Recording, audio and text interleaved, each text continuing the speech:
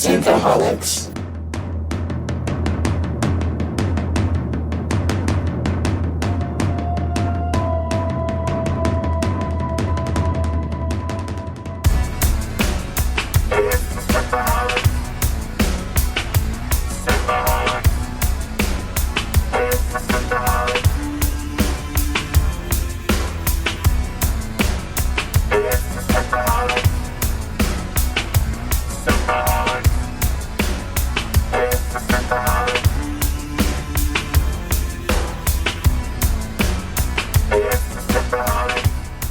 Welcome to Synthaholics. Thank you so much for downloading this episode.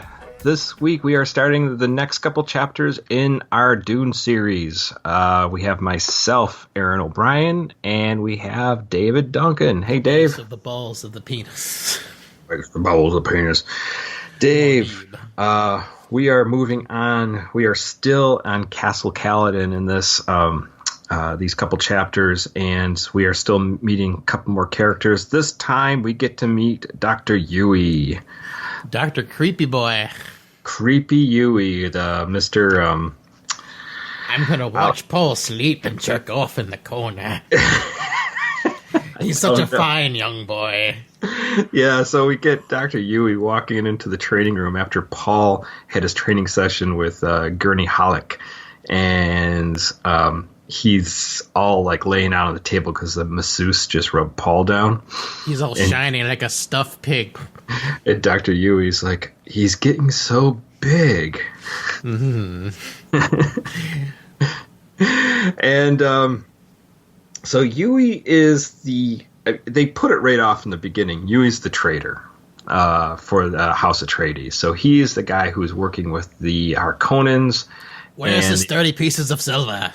Yes, exactly. And the Harkonnens apparently have his wife, and they're using that to kind of bribe him to, double cross. Yeah, double cross the Atreides and lead to their destruction.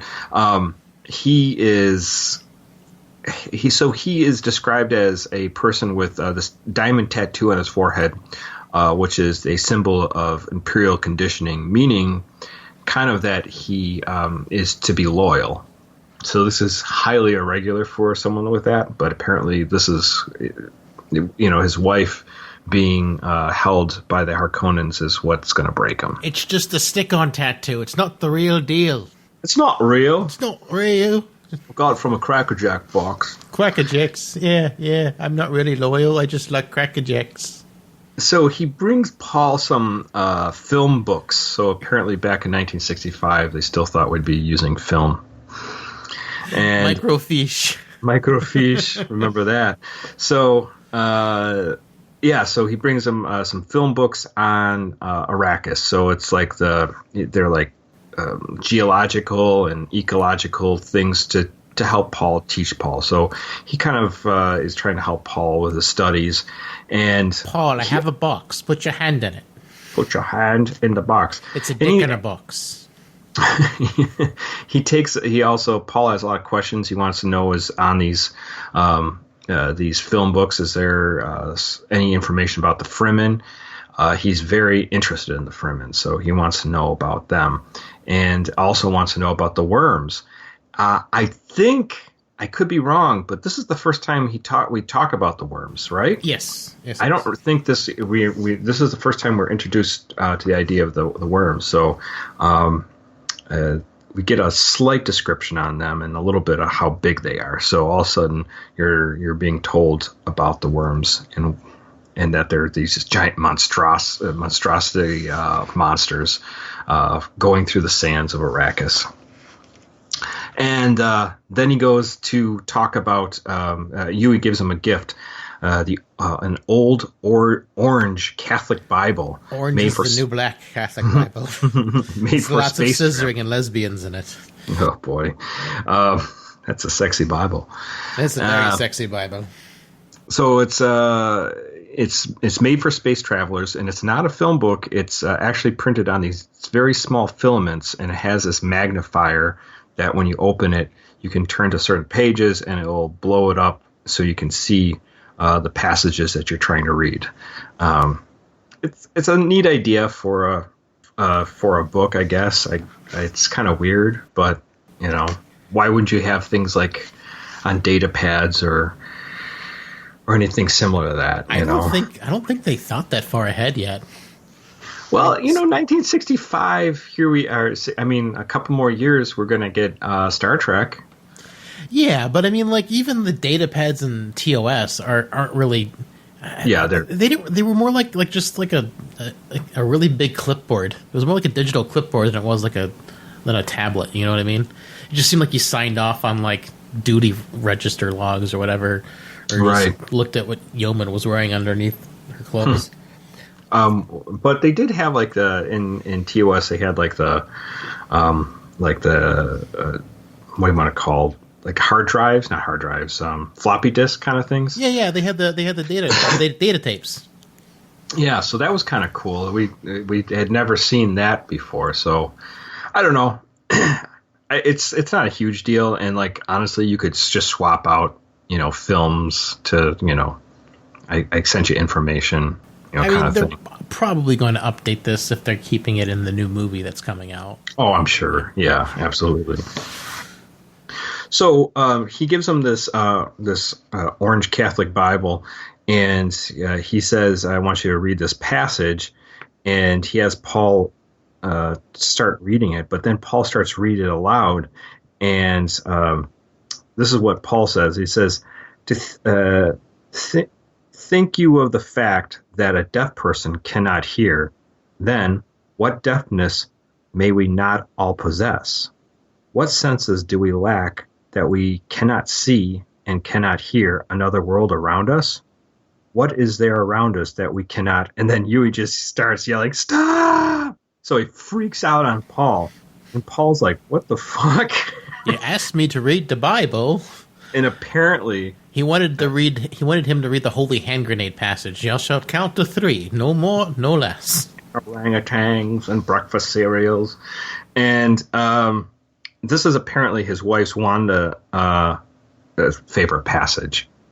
So, and he didn't realize that she had marked off another passage on this orange Bible, and that he flips out on Paul for reading it because it just brings up all these bad memories. And he's thinking to himself, "Oh, Paul, he must have the most sensitive fingers. He felt the place where C scratched it. Ooh." Yeah. He is so horny for Paul. But he doesn't want to tell his dad that he's got this. "Don't tell Mommy and Daddy. It's our little secret. I'll molest you later." Yeah, I know, right? So weird. So Yueh is very strange, and we're a little bit like, okay, this guy, I don't know why they trust him, but apparently, whatever. This is their family doctor, So the family doctor likes molesting the children. It's all right. That's how we do it in the Atreides house. So that's how we get the end of Yueh. It's a very short chapter, and we just get the quick introduction, and he definitely seems weird and strange.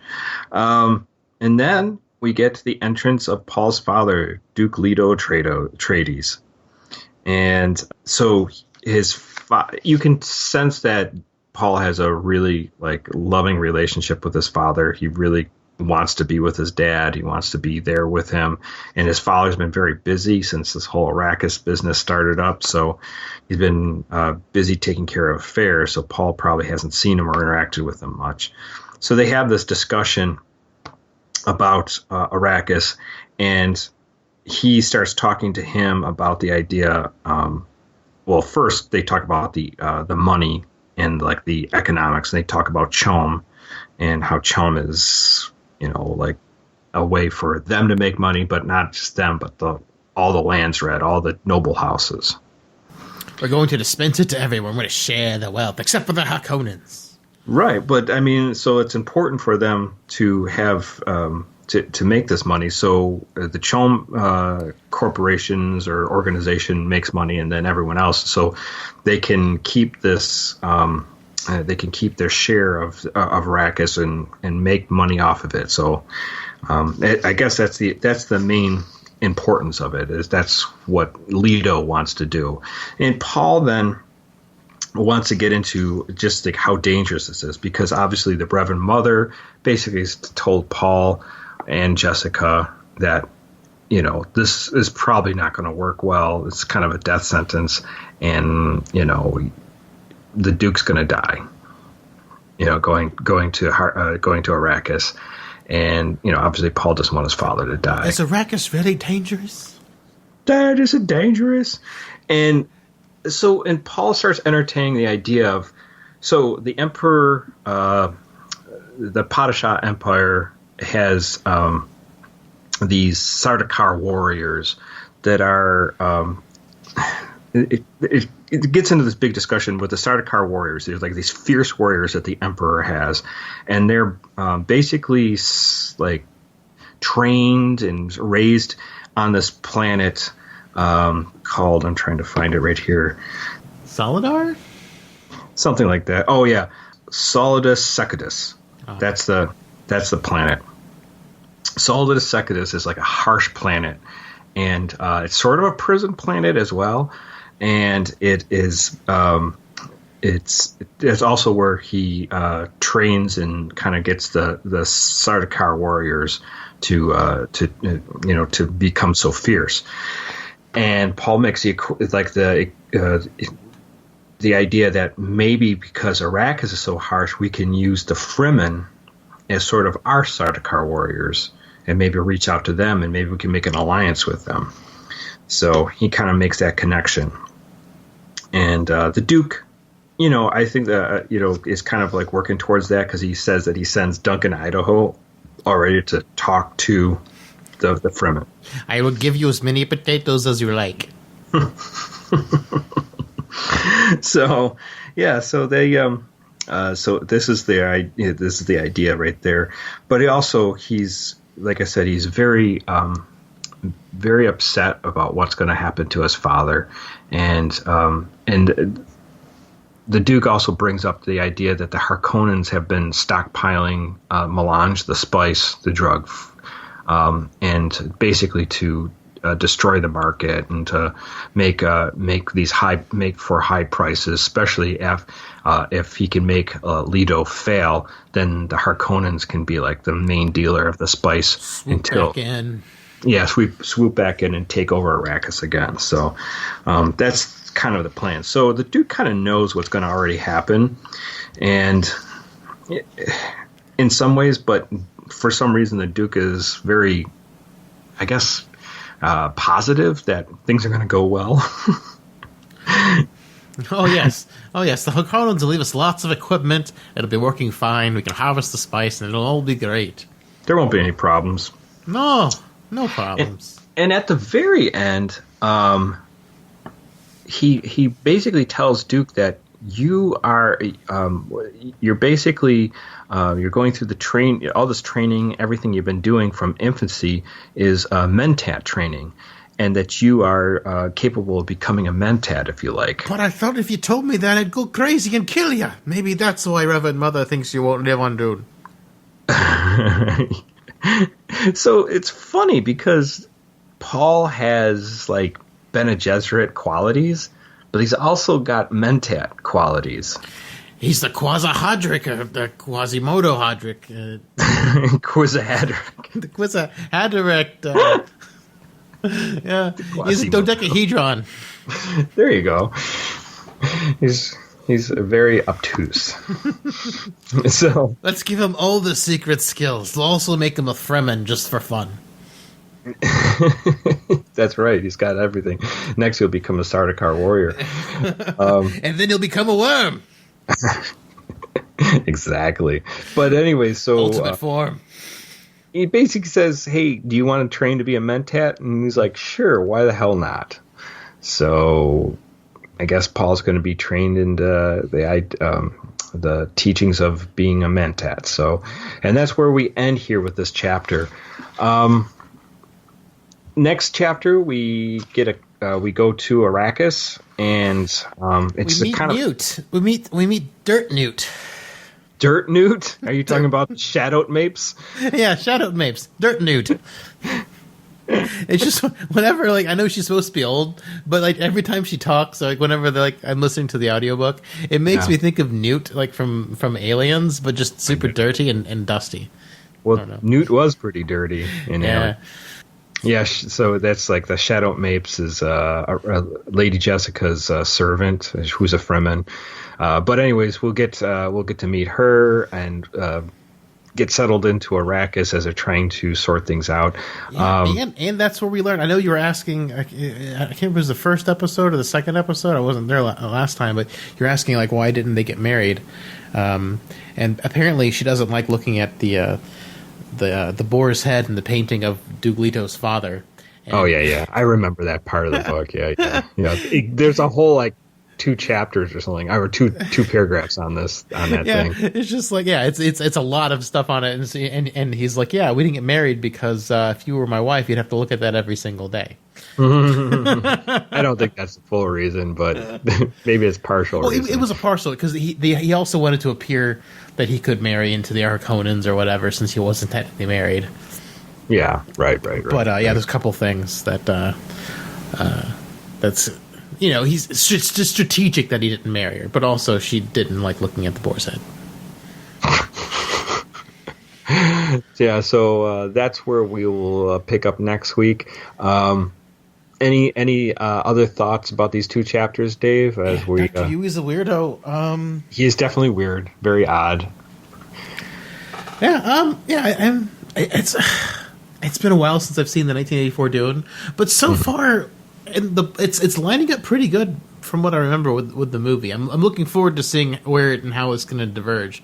Although I've mostly closer to the end, because the end of the 1984 Dune gets really wonky, and it's not that they don't hold to the story. They just kind of just start doing their own thing, So it's just too weird, and I don't know.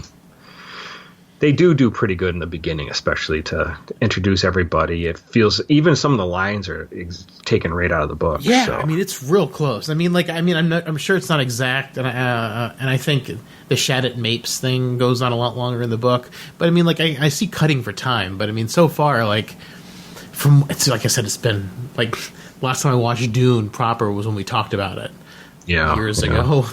Exactly. And then it's been even longer since I've seen the sci-fi one. So everything Dune is like kind of bouncing around in my head, and so far it's all seeming pretty familiar. So I'm excited to see where the books are going to start taking left and right turns from what I'm familiar with.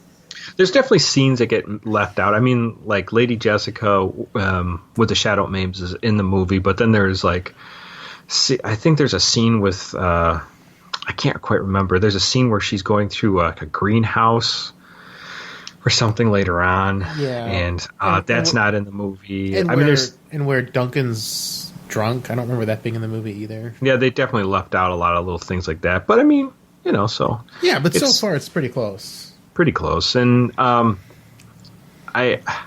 find it odd that they decided just to tell you right off the bat that Yueh is the traitor. Like, there's no mystery of it. It's like, I love it. Like this book is like. I'm kind of I love Frank Herbert for his I'm not a big fan of today's spoiler where everyone gets like so bent out of shape if they hear a spoiler. I just love how he's just like here's this guy, he's the bad guy. It's great. I really love his take on it because he's spoiling the book himself, which is absolutely brilliant, and I love it because it's kind of like anti-spoiler culture, and this is like it makes me happy inside. If you like something, you're going to like it, regardless if you know it or not. Right. If you not like it, you're not going to like it. And Herbert knew. I think Herbert took like almost 5-6 years of planning out Dune before like really executing it. Mm-hmm. So like he kind of knew where he was going with a lot of this stuff, but he I think he needed to get some things out of the way right away, like let people know who these people were and how to start off. So. Just let's not dig around, basically. Yeah. Let's just like put it all on paper. This is how it's going to be. We're going to, Yueh's going to, So the thing that kind of confounds me though is Leto going to Arrakis and basically everyone's saying, this is a trap, and the Harkonnens have got this all worked out. And he's like, yeah, let's still do it, guys. Full speed ahead. Da, da, da, da, da, da. I mean, it's like, I'm a little bit like, why would you do that? You know? So, I don't know. Like, why would you personally go, too? Why wouldn't you just, like... Do it by proxy. Yeah, send a viceroy to rule it, and, like, you visit every once in a while or something like that. So, I don't know. It's a little weird, because it seems like everyone's warning Leto not to go. It's like, maybe you shouldn't go there. It's like, I'll go there anyway. I'll still go. Whatever. Oh, one other thing I didn't get to bring up, so I wasn't here last time. I just thought it was funny that it was, I think it was last time where you guys discussed, like, that Lady Jessica was supposed to give, he was only supposed to give daughters to Leto. Yeah, right. And it's just like, well, that's funny. Can they just, like, control the sperm and make them all X's? Because it's usually the man that determines the sex of the child. Yeah, I don't know. I don't know how it works exactly. Maybe she can control what kind of sperm is going to shoot out. She just like she's supposed to use only Y chromosome spermicide. There you go. Yeah. Maybe there's something more. There's something to it right there. 1 second, Duke. Let me just. Okay, I'm good now. You're ready. I'm lubed up with the right stuff. Or maybe there's some kind of chemical that just it kills all those sperm and then keeps the other ones going. Maybe, I don't know. Yeah. Oh, apparently she's got the opposite because she did give him a son first. So. Or she mixed up the stuff there, so it's like, shit! I used the wrong one. Oops. I don't Sorry. want to tell the Reverend Mother. Reverend Mother, the jaws look just like each other. I couldn't. I was dark. I couldn't tell the X from the Y. Exactly. Just it was pulled dark, from the wrong jar. He doesn't like when the lights are on. He thinks his face is too square. Right? Yeah. They called him like he had a block head or something like that. They always say he has like hawkish features and a square head, and like they always say how Lady Jessica's got a round oval head, and how Paul's got a round head, but some of the same hawkish features coming off of it. It's like he's very into head shape. Head shapes. He's into phrenology. Yes. The paper bag fits very well over Duke Leto's head. Sometimes we do that, but that night it was just dark. I'm sorry, I didn't see the washing dishes at Nice. Yeah, I know. Yeah, it's interesting stuff, but it's definitely very weird at certain points for sure. Yeah, so next week we get to Arrakis and we can get into that. Lots of sand.